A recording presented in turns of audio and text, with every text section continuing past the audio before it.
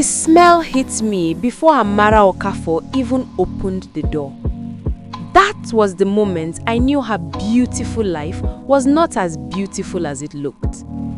2 years earlier, everything about Amara Okafor seemed like a dream.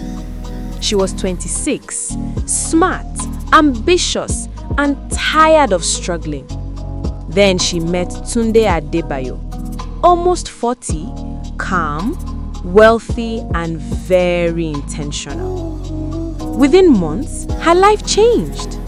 He bought her a car, not second-hand, brand new. He rented her a luxury apartment in an expensive estate in Lekki. Marble floors, tall windows, clean white furniture. He sent money to her mother, Mrs. Grace Okafor, every single month. He paid her younger brother's school fees. Her family called him a blessing from God. He never hit her. He never insulted her in public. He never raised his voice. But control does not always shout.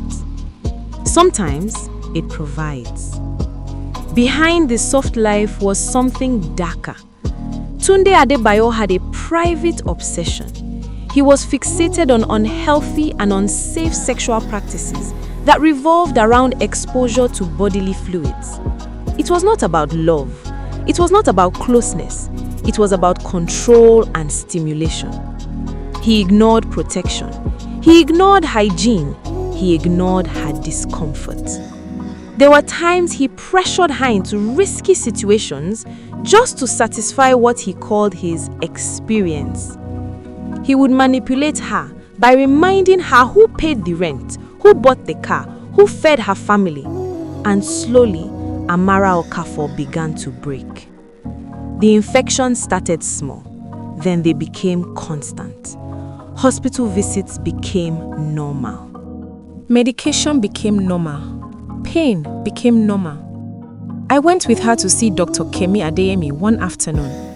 The doctor examined her quietly, then spoke in a firm but concerned tone. She warned Amara that repeated infections like this could cause serious long-term damage. She told her plainly that whatever was exposing her had to stop. But outside the hospital, Amara cried.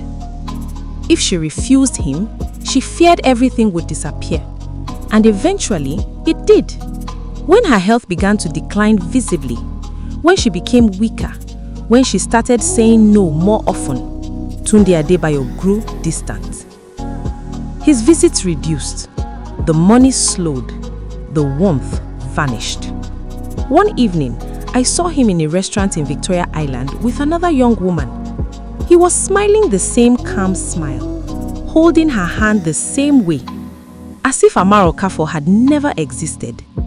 2 months later, he stopped paying the rent completely. The landlord came, the car was repossessed, the luxury apartment became half empty. Mrs. Grace Okafor traveled from the village, confused and worried.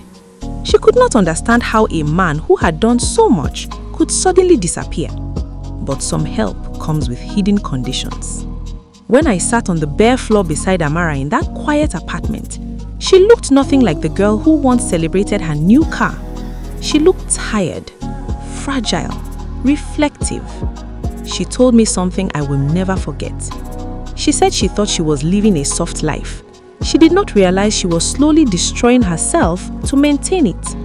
Tunde Adebayo moved on.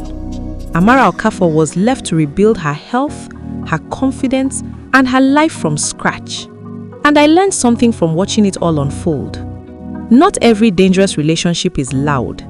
Not every harmful man is violent.